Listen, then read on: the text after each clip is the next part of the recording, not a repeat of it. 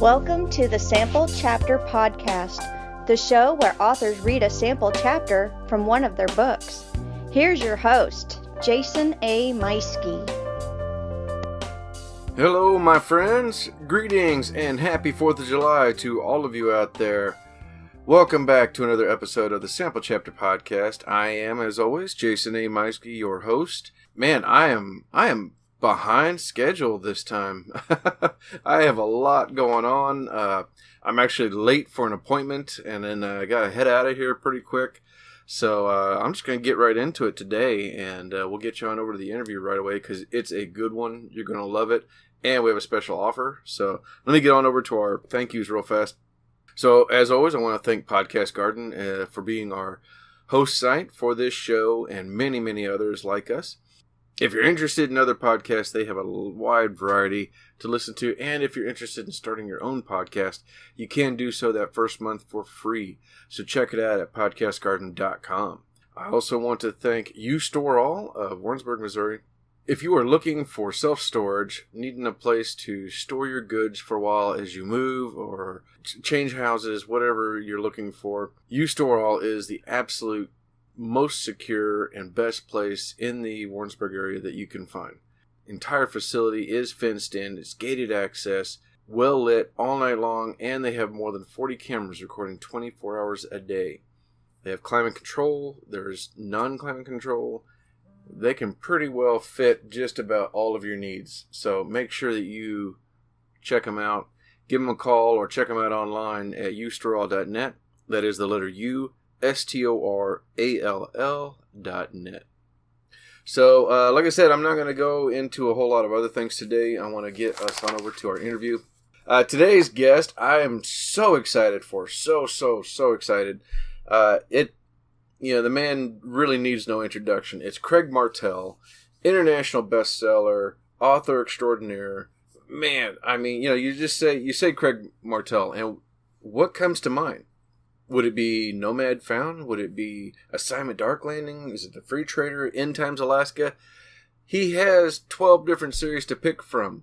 So who knows what might be coming to mind whenever you hear the name of author Craig Martelle. I mean, no doubt about it. You pick up one of his books, you are going to be hooked right away. And I had the absolute joy today to spend a few minutes talking to him. I got to, when I was in the service, I was stationed in Alaska, so right near his home. So we had a little bit of catching up to do, some things we could do or talk about that I knew about and he knew about. And that was a lot of fun for me. But just talking about all of his books, his writing methods, the series that he's got going on. And then we got to finish it up with he reads us a chapter from Bad Company 1, which... Hold on to this. I hope you're sitting down. Are you ready? This book is free for the next few days.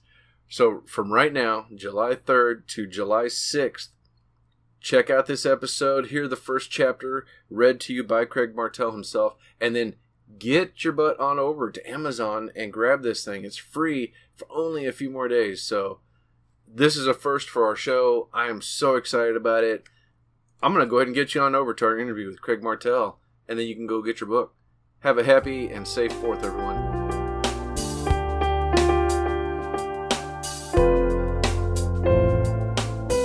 Hello, everybody. Welcome back. It's another episode of the Sample Chapter Podcast.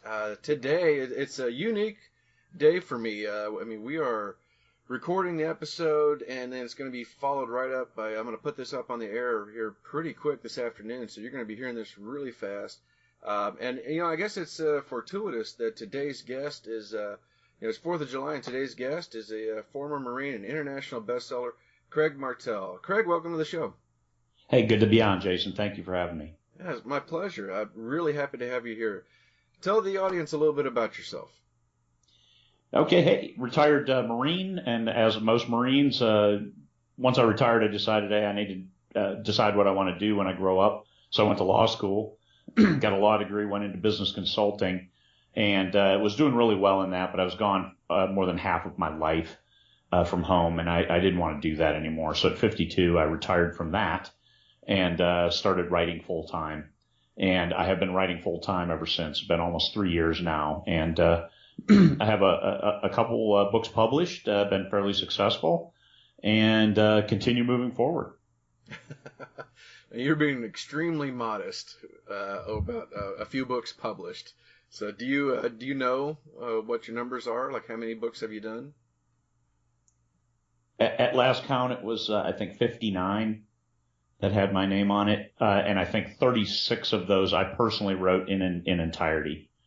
I do have some collaborations, but yeah, I have a number of books. I have a dozen different series actually. Wow.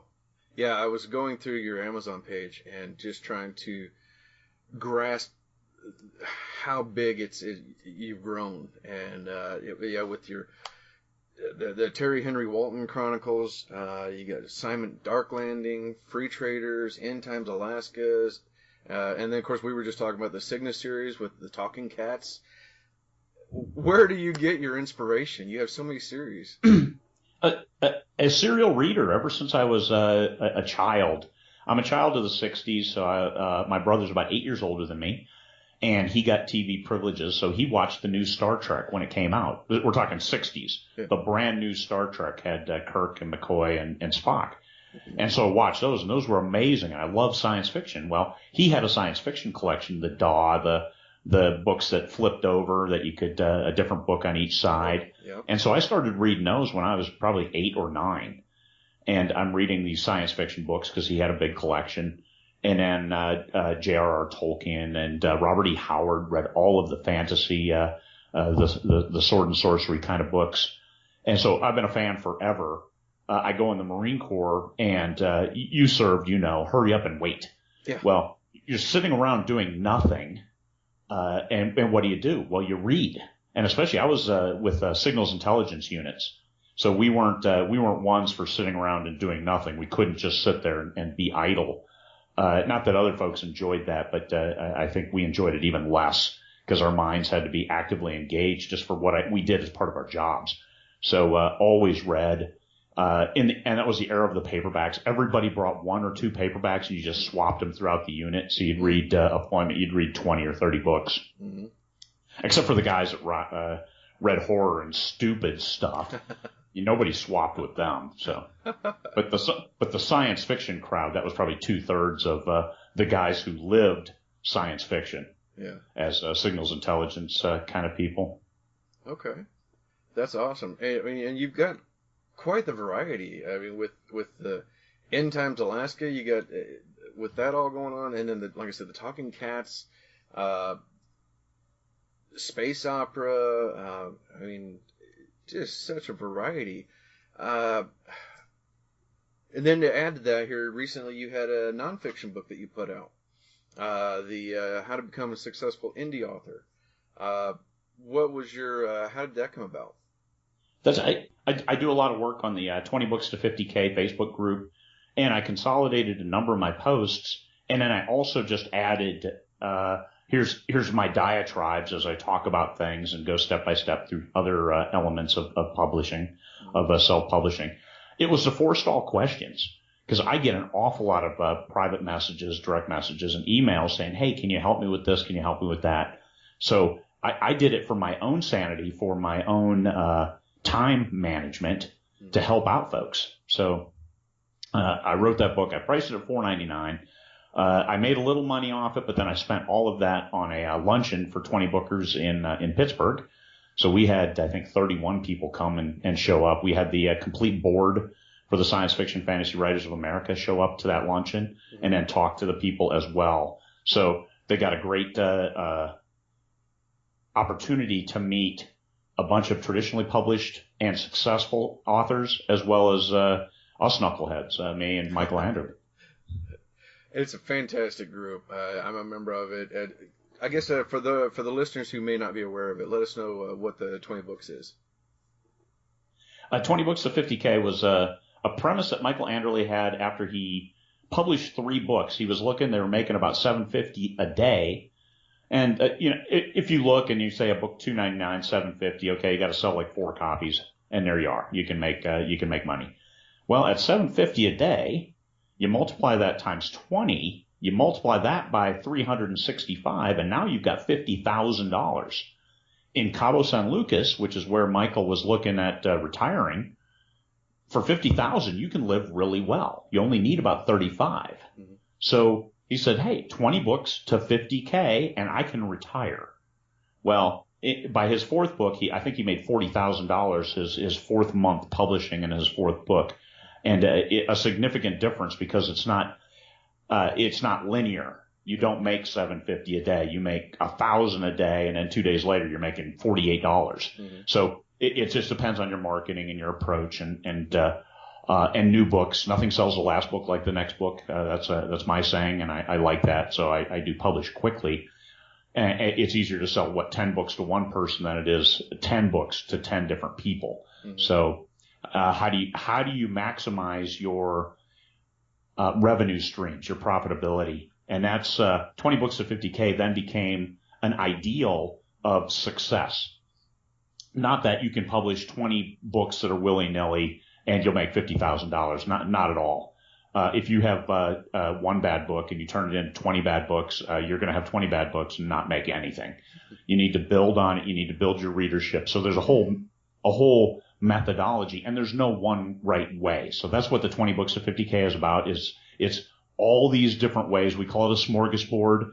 You pick and choose what works for you. People go on there. What they do is they just say, hey, this worked for me, or I tried this and it didn't work. Mm-hmm. And so the other members, they can look at that and say, oh, I think I can try this. Oh, I see why that didn't work. Let me try it, but with a twist. And everybody likes a vodka martini with a twist. So you turn that into a different level of profitability, a different revenue stream, and you move forward. That's awesome. Yeah, like I said, it's a fantastic group. I've made a couple posts and had some fantastic advice from different people, and I love the way everybody's so willing to help. So, what advice would you give? Our show is really intended for readers, but I do know of a lot of authors that are listening to each episode. What advice would you give an author who's trying to get that first book done? Write every day. When I first started, I didn't write until I wrote full time. And so I started, I'm like, I always want to write a book. Let me write a book.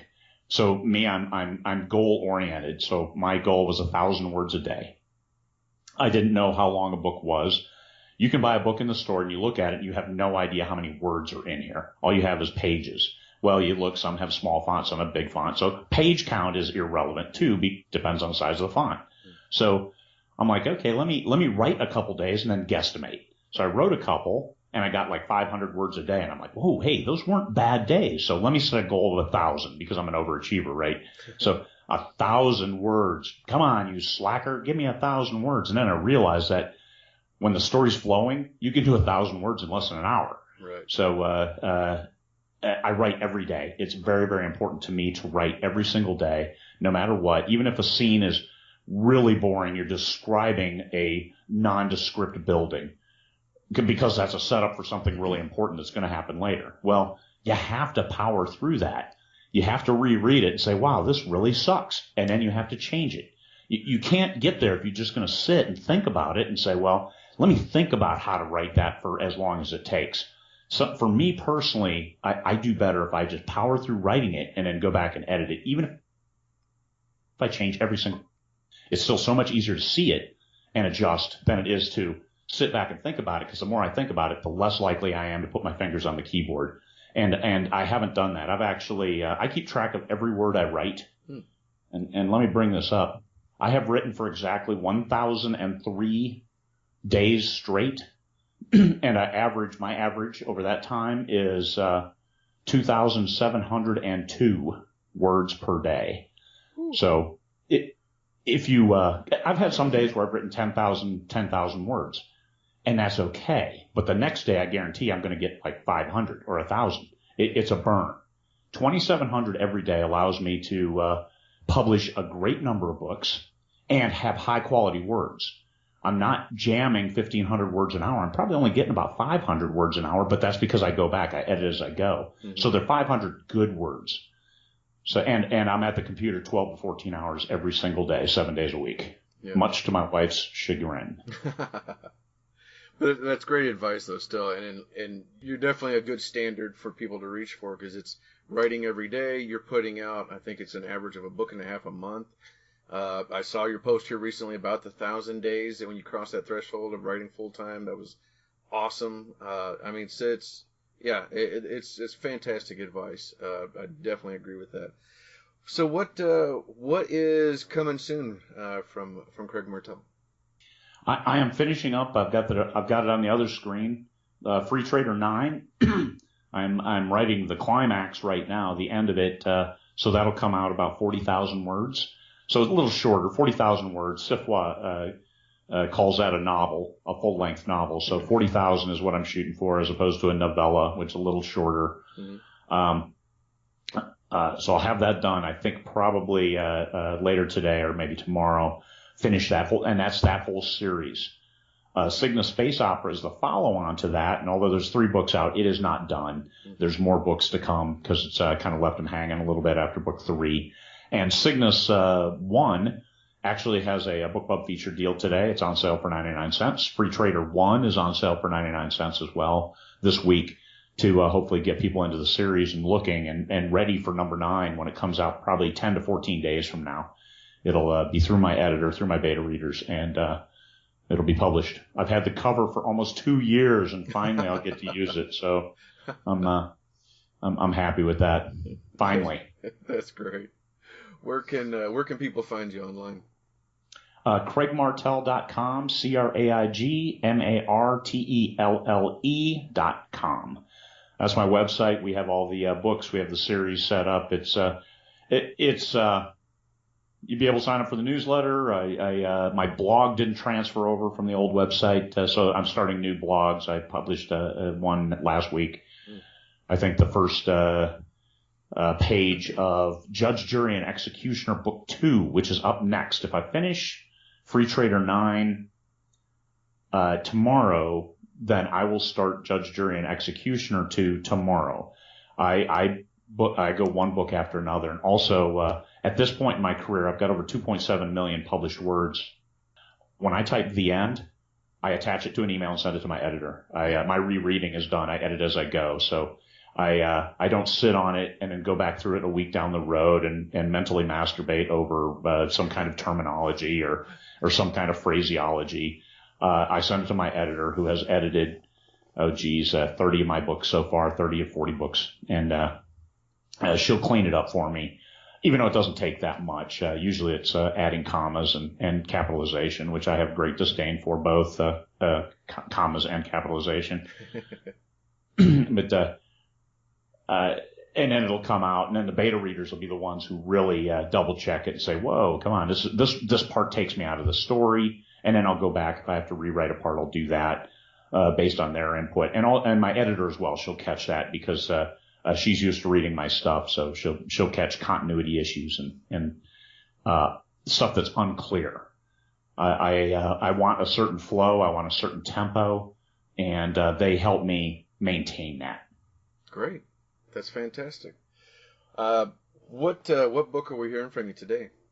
The Bad Company. That was when Michael Anderle in September of 2016. Michael Anderle got a hold of me and said, "Hey, can you help me with my series? I've got a 150-year gap. It's post-apocalyptic, and the lead character is a Marine. So since you're a Marine and you've written post-apocalyptic, my End Times Alaska series had just come off the bestseller list.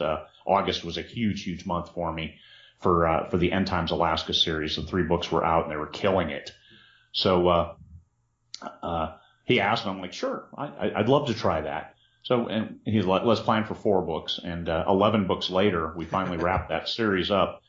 And I'm like, hey, I want to write space opera. And he said, sure, let's write space opera here. I wrote in my book, The Bad Company, and we can make an offshoot from there. And I said, well, let's take my post-apocalyptic characters to space. So we did that. So the same characters. Now I'm 17 books in on that series that was supposed to be 4, and but it's space opera now, so I get to do that. And the transition, I made the transition fairly harsh from a post-apocalyptic space operatic kind of relationship where you had these characters, and the interaction between the characters was key. The science was limited, and we go to space. Well, what I wanted to do was set up for military science fiction with the first book of nothing but action, and I did that, and it did pretty well. I got slaughtered on some reviews from people like, "What the hell, man? All they're doing is fighting and killing people." Yes, they are. Good observation. So I did lose some readers that way because of going hard sci-fi, hard military sci-fi.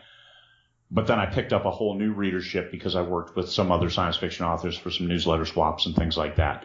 And that series has done pretty well. But the Judge, Jury, and Executioner series has doubled that already. So that will get my new attention. And Bad Company 5 will eventually come, but this is Bad Company 1. It'll lead into 3 other books, a good series. This one is hard military sci-fi, but the next 3 lighten up on the military side a little bit based on feedback from the first one that I didn't want to alienate the readership. Mm-hmm. I wanted to bring in new readership, so okay. And as get a good blend of both. As this is Bad Company 1, is this also one of yours that are 99 cents right now? Bad Company 1 is free. Oh. Free through July 6th. Free. Fantastic.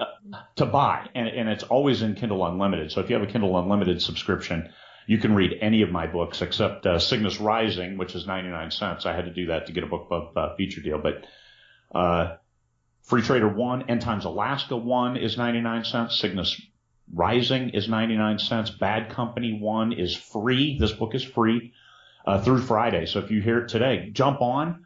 To search, if you search Bad Company on Amazon, you're going to get an awful lot of music. So if you want to find, just go Bad Company Martelle, and then it'll come right up for you. There we go. Yeah, and I'll make sure and put a link in the show notes for that as well, so they can get right over to it. So people aren't downloading Bad Company music saying, "Hey, I was expecting a book. You said it was free." Oh yeah, my gosh, that's fun. Hey, Craig, this has been a lot of fun. I've enjoyed talking to you, and being as I lived in Alaska for a while, I'm sure we could probably talk for hours. But maybe we can. I would love to have you back someday again, and I really appreciate you coming on. Oh, thanks for having me, Jason. I really appreciate it, man. Always like talking about Alaska, especially with someone who's been here. You know what it's like when it's light for 24 hours and also when it's dark for 24 hours or dark for 20 hours. And down at Eielson, you get winds. Up here where we are, we're north of Fairbanks, we're in some hills. We don't get the wind anything like Eielson, go down to Delta Junction. Holy crap. The temperature will change. It'll be up here. It'll be cold up here, like minus 30. But at Eielson, the wind chill will be like minus 55, enough to melt your brain. Yep. So, I don't envy anybody living down there in Salcha. Yeah, my first winter there in January of '91, I worked nights, 12-hour shifts overnight, and so I went almost a week without seeing the daylight at all. And I think my personal record was 18 hours of solid sleep because I didn't know what else to do. There you go. So anyway, all right. Well, ladies and gentlemen, so we don't get to talking again, I'm gonna hand it over to Craig Martelle with Bad Company 1. Get it free as soon as you get done hearing from him. Okay, The Bad Company. An explosion sounded and plasma fire flashed before his eyes. Hidden in a remote corner of the Pan Galaxy, Nathan Lowell sat in his private office looking at the video communication screen. The president of the Bad Company frowned. His direct action branch was engaged, and not in a good way. Nathan slowly shook his head as he watched. 37 star systems away, General Lance Reynolds saw the same images displayed on his monitor. He chewed vigorously on his cigar. The report wasn't what he had expected. Colonel Terry Henry Walton, the man in the image, looked back and forth between the screen and something to his left. Ominous sounds accompanied the image. The first mission wasn't what we contracted for, Nathan, Terry yelled at the portable console that sat with a sideways tilt. He stared at a point off screen, shook his head, and continued. My first stop when I get off this rock is at Dandy President's office while ring his pencil neck to get our 30% bonus and 70% kicker. And then I'm leveling his fucking palace. Can you settle this with what you have? Lance asked. Yes, sir, Terry replied. I already told you once, call me Lance. No can do, General. Can't have you thinking I've grown soft just because I've been a pseudo-civilian for over 150 years. Hang on. Terry's smile evaporated as he looked off screen, his lip curling involuntarily. Shoot him, he shouted. The crack of handheld railguns answered. Terry stabbed his finger at something neither Nathan nor Lance could see. Not that one, the other one, Terry corrected. More cracks from the hypervelocity weapons. Terry nodded and flipped the bird. Fuck you, buddy, and your stupid-looking stockhead. Terry turned back to the screen. Where were we? Something about you intending to level our client's palace, Nathan said coldly. After we're paid, that is. Hang on. Terry looked off screen again, flinched with something, and started yelling. Why won't you die? Would someone kill that thing? Terry continued to watch off screen. A rapid barrage followed. Then a brief silence, and finally a blast that nearly threw the colonel off his feet. Laughing, Terry brushed his uniform jacket with his free hand. Come back from that one, you blue fuck. Sorry, General. Nathan, there's about 100 times more of these crawly bastards than we were led to believe. Mano a mano ain't working. For every one we pop, 5 more appear in its place. Gotta run. We need to lop the head off this dragon. Have your people call my people and we'll do lunch. Terry saluted and ran off screen. Plasma beams cut through the spot where the colonel had just been standing. I'll call our least favorite client right now and tell him to stand the fuck by. I'm coming for a visit, Nathan growled, eyes flashing yellow as his anger charged his wear form. He tamped down the urge to change into a Precolici, an upright walking werewolf. He didn't have the luxury of tearing up the universe. He was in charge and had passed the mantle of bad company door kicker in chief to Terry Henry Walton. Lance Reynolds stroked his chin as he thought about the man who looked happy to be in the middle of a battle, seemingly raging out of control. New scene? Terry made mental notes of the battlefield as he ran from one position to another. He'd brought all 6 of the shuttle pods carrying the tactical teams, which still put his direct action branch of the bad company in an inferior position. Run and gun. We need to run and gun, Terry shouted at the angry red sky. He adjusted his helmet as it slipped backward. He worked his shoulders to loosen his ballistic vest, too, as he subconsciously considered a running battle, with rapid action and constant movement. But they couldn't. They came under fire the second they ran off the dropships. The shuttles had buttoned up and taken off immediately afterwards to hold a position out of range of the big guns, or rockets, or mortars. Terry wasn't sure about the enemy's weapons, only caring about what he had to do to take them out. His tactical teams were made up of werewolves, were-tigers, vampires, and enhanced humans. They had centuries of experience and were best at making surgical strikes, small teams inserting behind enemy lines. They weren't immortal, only enhanced by nanocytes, technology taken from Kurtherian scientists. They were still human, but different. Terry would never say their enhancements made them better. He would say that their minds and their teamwork made them better. They believed that they trained hard to make war anticlimactic. Where's Caden with my mechs? Terry shouted over the explosions.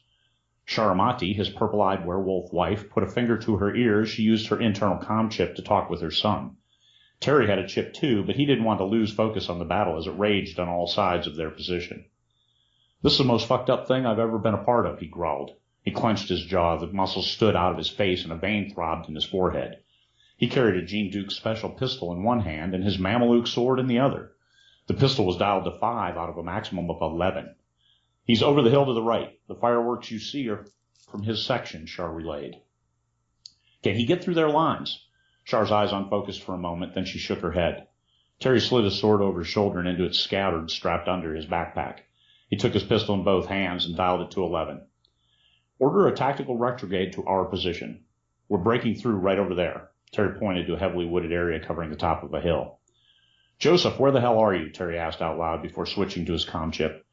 Powered by human energy, with a little extra boost from the etheric dimension, the comm chips allowed the group to talk with each other. It also translated a vast number of human and alien languages into English. The Bad Company's direct action branch had only had the comm chips for a few weeks and weren't yet accustomed to them or how best to optimally employ them. We're where you saw us last, but we're dug in better. My people are burning through their ammunition. It's like an endless tide. I'm not sure we have enough bullets to kill them all, Joseph reported. Have you tried not shooting them? The first bunch got close, and you know Fitzroy isn't afraid to break into pugilist form. These things rammed him and bit the holy hell out of him before we could blow their stock heads off. He said punching them was like hitting a tree trunk. I wailed on one with my sword. I'll second his observation. It took a lot to cut through that neck. I don't recommend we devolve into hand-to-hand.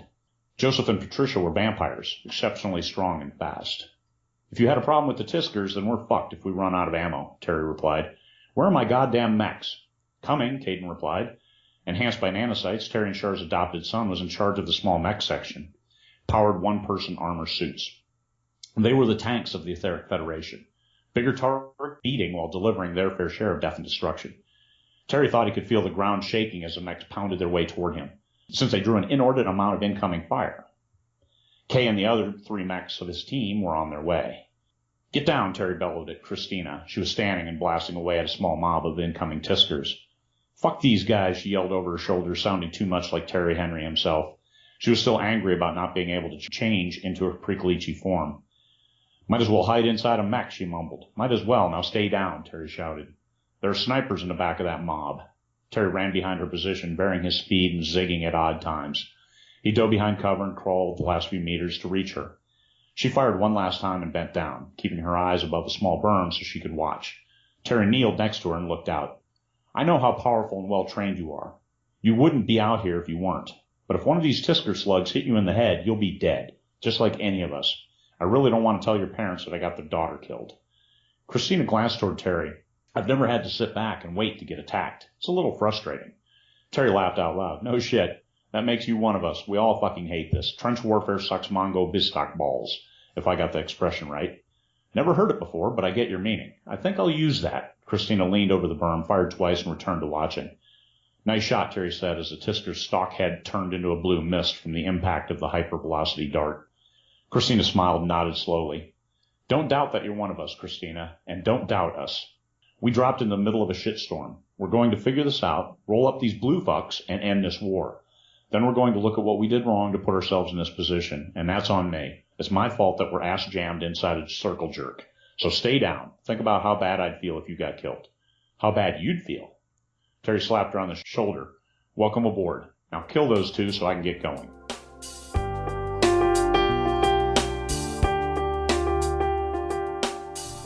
And there you have it. That was incredible. I loved it. Oh my gosh. All right, so just like you, I'm going to head on over to Amazon right now and grab myself a free copy of Bad Company 1 by Craig Martelle. You just heard him read it to you, so now you get on over there and grab yourself a copy. Don't forget to also follow him on his website, craigmartelle.com. There's a link for that in the show notes. Don't forget to subscribe to our show, leave us a rating, and then tune in next week with another author, another story, and another sample chapter. Have a safe and wonderful 4th of July, everybody. Bye.